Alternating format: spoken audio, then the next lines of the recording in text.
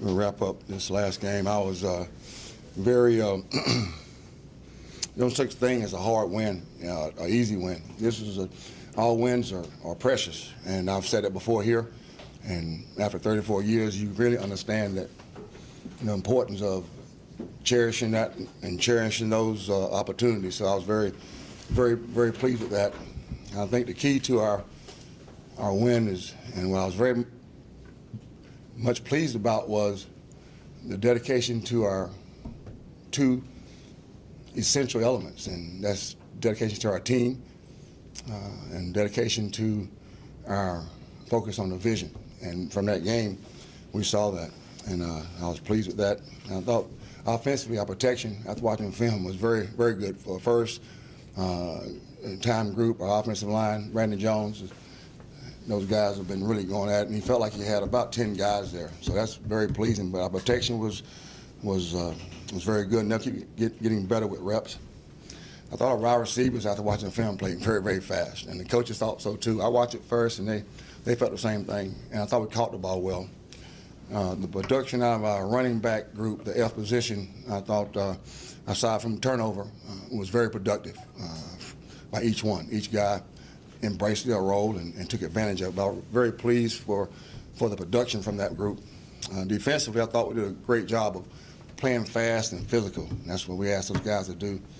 I was very pleased, and one of our main goals is our defense is to control the run game, and 2.3 per rush by Central was essential and vital.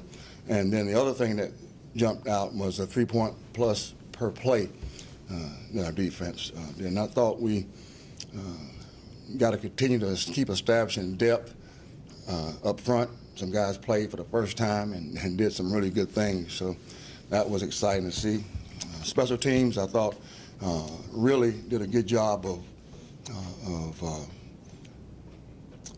coverage teams controlling, which I still think is one of the best returns I've been around. One of them, with our coverage units, a block punt by our punt team, and our punt return average between Deuce and Trayvon was a 10.3. And I wish we caught that other one. It could have been a bit longer, but I thought with that, Worth did a good job in his first outing.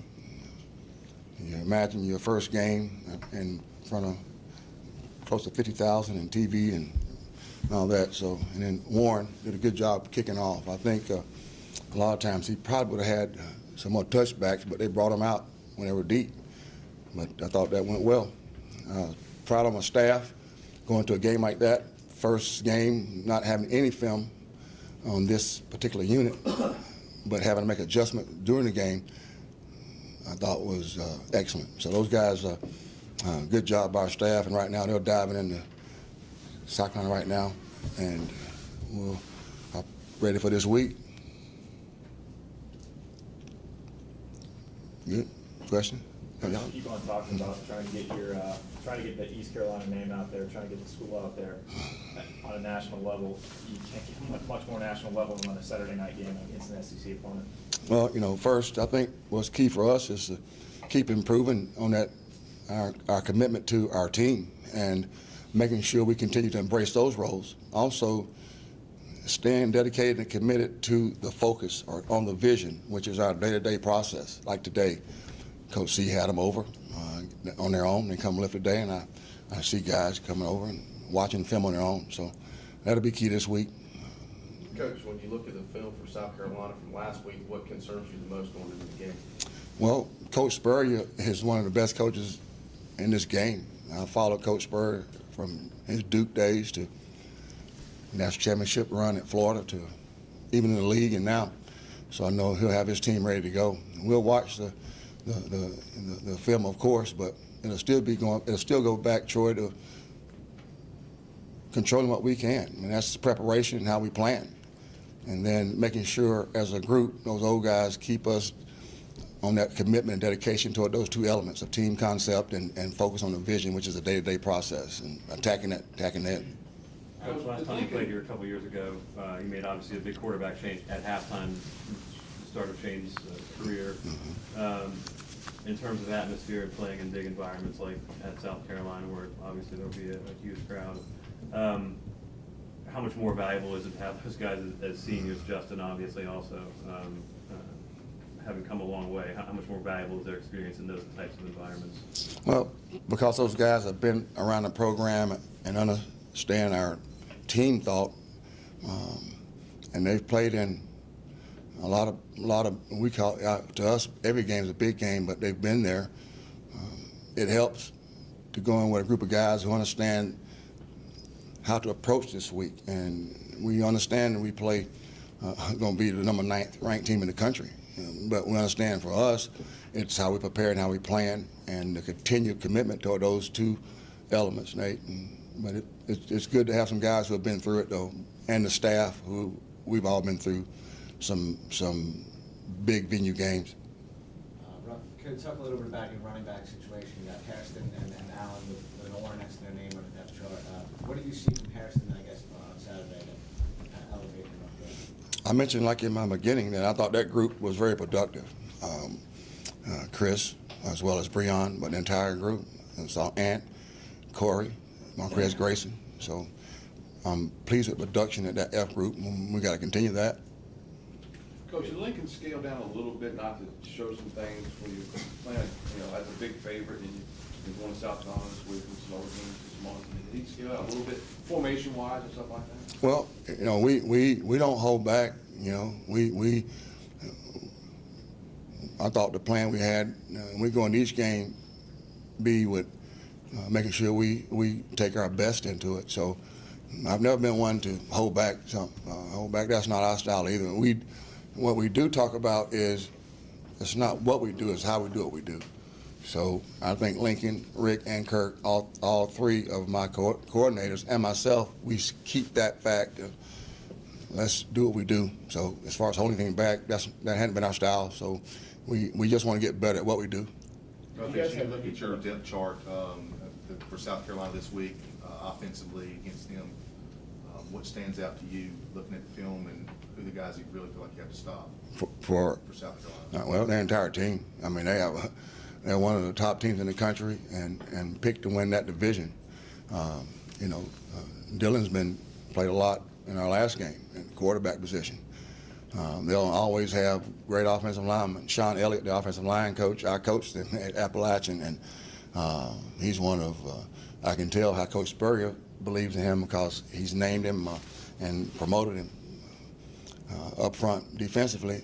Lorenzo called him Whammy. Whammy, I've known Whammy since Alabama days and Virginia Tech days, and he's done a great job there for Coach at South Carolina. So we know they have their guys ready to play, and Coach Spurrier have his group ready to play. That's why it's important for us to really stay in what the two things we believe in, Mark, and that's making sure we stay committed to improving our team and make sure we can improve which we can, and dedication toward the focus on the vision. So that's what we'll worry about. But they'll have we're facing number 9th ranked team in the country.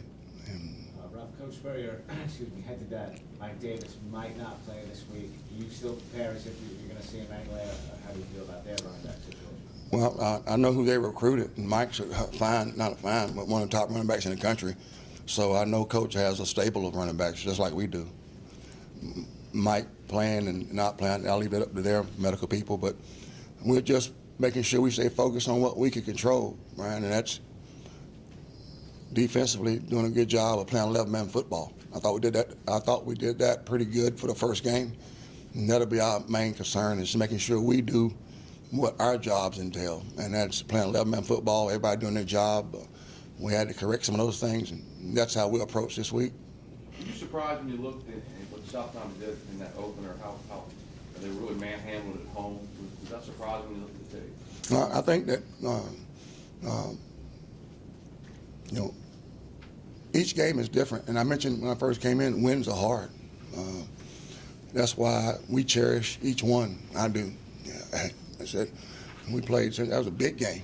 Try losing that thing, on last Saturday. So wins are hard. We know Coach Spurrier. Again, I mentioned he'll have his group ready to play. And Kevin's also a great head coach. I've known Kevin for we came in together, Kevin Summer and I. So I knew he'd have his team ready to play. I know Coach Spurrier have his team ready to go. So It was a contest between two fine coaches and programs, and I know that of Coach Spurrier, he'll have his guys ready to go, and Whammy, Lorenzo, on defense. Coach, kind of going on the back of that, did it help that they played on Thursday? They got a little bit more extra preparation last week?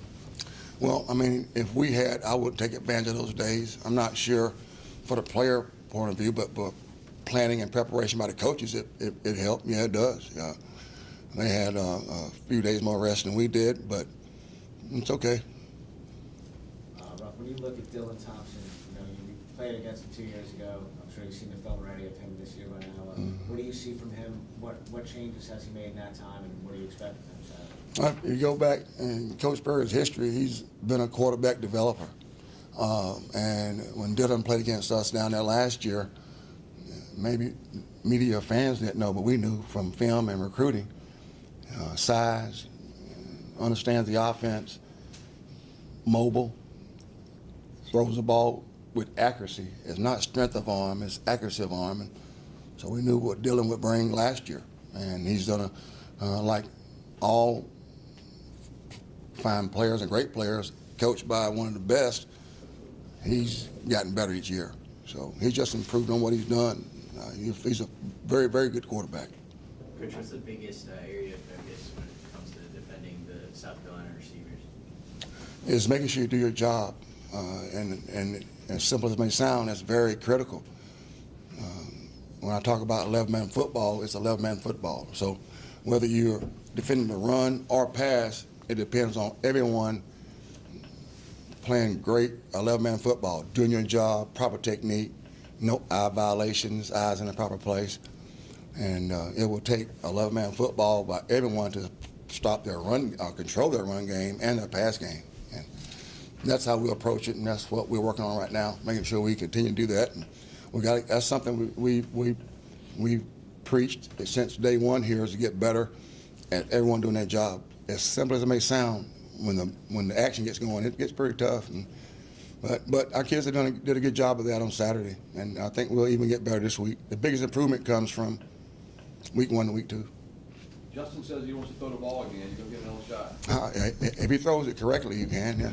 Isaiah said it never came down. The ball was up there forever. I got on Deuce last night about last time he tried it was a duck. You take those big, his hands are the size of this podium. I was proud of Justin and the connection, and a great call by Lincoln and good catch by Zay. I just hope he wasn't overthrew it. You guys got a lot of young players in the game against Central. Anybody kind of stand out individual-wise that kind of caught your eyes after watching the film? I like the way that entire group played, the young people. We believe in playing them. I don't believe in redshirting them. If they can play and help and produce and embrace their role. I was pleased with the entire group of first-time guys. A lot of first-time guys played the other night when you think about it. And I was pleased, one, how well they took preparation and took coaching. And then I thought the coaches did a good job of preparing them, planning them, teaching them. Fall camp was very valuable in that. So during that camp, you see which young guy, young player can handle it, and whether it's the tempo of practice or the tempo of coaching, or whether we raise that heat on them out there at practice, push them to the limits so they can take it, and they do. And then, so I was pleased with the way those guys as a group handled their first time. They did not flinch, I know Coach Comfer and Shelley and are undaunted. They approached it like that, non-flinching to me. So I was proud of that. Now we got to continue that this week and go back to the focus on the process and focus on the mission and making sure we keep and continue to embrace our roles and a team commitment. Have you noticed any change in the team's demeanor at all from this week to last week? I mean, you're playing a number 9 ranked team in the country on the road. Have you noticed any changes, more intense or the same? We approach it with those same 2 elements of staying dedicated to improving our team, and we always get better at that, improving our team. What can I do to make the team better? And then we want to continue to see an improvement and a dedication of focusing on the vision, like day-to-day process.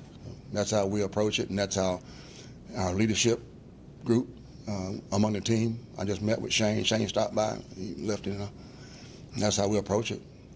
You know, when you look at this game on Saturday, you've got a nationally ranked opponent, chance to take care of business on that, and if you do, it's kind of like a playoff environment early in the season, but regardless of when it happens on the schedule, this one's big. Talk about, you know, the possibilities if you were to get by them, and you've got big games coming up afterwards, a lot of games to try to win, this one too. All of them are big. That one last week, Grove Central, 8 o'clock here in down at Ficklin, that was a big one. Try losing that one. What we approach it, how we approach it, and when I mention dedication and commitment to the focus of the vision, is how we do it is we come back and it's not necessarily who we play, it's about what we do. I'm going to continue to say that, and so everybody can understand that. What we have gotten pretty good at, and we still can get better, is when we talk about dedication, commitment to the focus of vision, it's about individually focusing on improving your craft and putting more tools in your toolbox. It means right now I'm not worried about Tuesday, I'm worried about Monday. And it's not coaching cliche for us. Maybe with some other people, but for us, that's how the environment here works best. So what we are focused on is making sure we keep improving on that commitment to our team and improving that, and also stay focused on that commitment to the vision and the mission. And that's every day, starting today, having a great day with our staff planning, and then our kids getting their rest and treatment, and then tomorrow will be a heavy work day. Coach, can you kind of talk about this 3-game stretch a little bit, about how you guys are trying to elevate the schedule, the strength of schedule? I mean, these are 3 pretty good opponents that you have right in a row. Yeah, that first one was a good opponent. Try losing that one. I'm gonna keep saying that. And when we approach it is we don't have, and we don't even think about that. And we found it best for our kids and our group, and it's probably more me because I feel comfortable doing it that way. But I'm blessed to have a staff that thinks that way, and a team, is that we focus on ourselves, and that's not closing cliche. We found if we control the things that we can control, and that's how we plan as coaches and how we prepare, we'll be fine. And this week is the same. Next week will be the same. All year will be the same, except you want to get better in those 2 elements of embracing your team and dedication to that, and embracing your individual and group focus. And that's how we approach it. And we work best when we're in that mode, or we're in that mode. And I'm very proud of that. Now, our job is to get better at those 2 elements of team and vision, focus vision. And this week, Coach, I said Terry Williams is still listed as out on the injury report. Any projection on when he might be able to return? no, I'll be glad when Terry gets back, but all those guys, and y'all got it, the guys that are listed, I go when Jake tells me. We don't play kids until they're ready, until Jake and the medical team releases them to us. We just want Terry to get back quick. He's doing a great job on rehab, and so we like to have that big guy back. I saw him last night. He was teaching DeMaj Bailey and Dimitri. Krishan already knows, but I saw him. He didn't know I was watching him. He was teaching those 2 guys. I tell DeMaj, stay low and play. Quit thinking so much, because DeMaj can be a guy that can be a force for us. And Dimitri played better technique, really good technique the other night. So DeMaj, but that's what I like about our old guys. I keep talking about leadership core and how they're able to stay into that focus on the vision. Well, last night, it's again, staff and those leadership core, they won't allow us to move past that. Like last night, it was the most important practice. We went through the film, and on the field, we approached South Carolina in some different avenues and correct what we did wrong or what we need to work on. But Terry was coaching those young guys up, and they were listening too, all eyes on him, and I watched them. They did not flinch, and they were listening to every word Terry told them, so I was proud of that. Ruff, could you talk about the importance of a fast start this Saturday night? Well, I think it's more of a, make sure we have a great week, you know, and then whatever happens, what I like is to stay poised and understand the game plan, and making sure that we don't, like the other night, don't lose your poise, because they coach too. They practice too, they play too. And what we talk about is playing the next play. Play that play you're playing and the history of that play. Do the best you can among that play. Take that play and put it back here and then play the next play. That's another thing that is not coaching cliche for us. It's been in our thought process from day one.